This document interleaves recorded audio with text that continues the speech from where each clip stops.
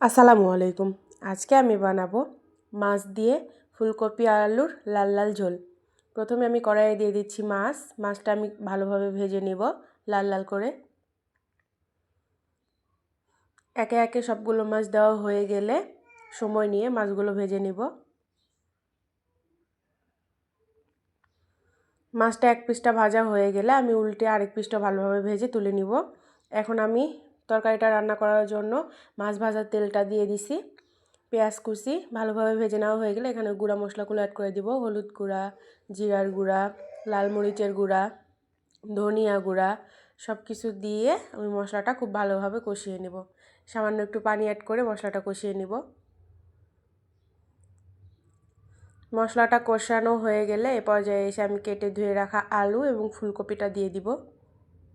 আলু এবং ফুলকপিটা মশলার সঙ্গে খুব সুন্দরভাবে কষিয়ে নেব।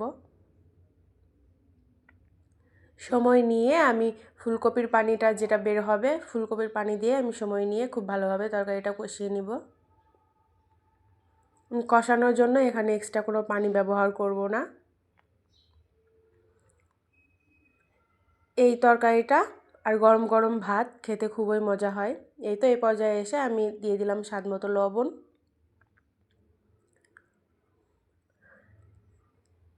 ফুলকপির সিজনে ফুলকপির ঠান্ডা তরকারি এবং গরম গরম ভাত সকালে অনেক মজা হয় খেতে। আপনারা বাসায় ট্রাই করে দেখতে পারেন। এই তো আমি তরকারিটা কষিয়ে নিচ্ছি। সময় নিয়ে নাড়াচাড়া দিয়ে তরকারিটা কষাতে হবে।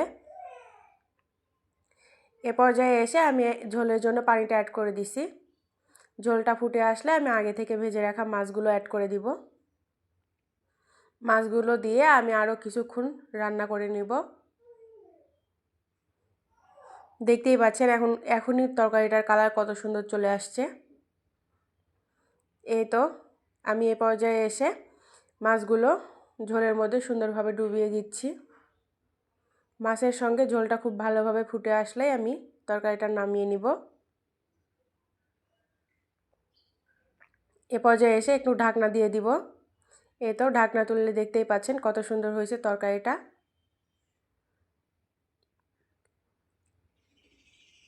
এই তো আমার মাছের ঝোল ফুলকপি আলু দিয়ে রেডি।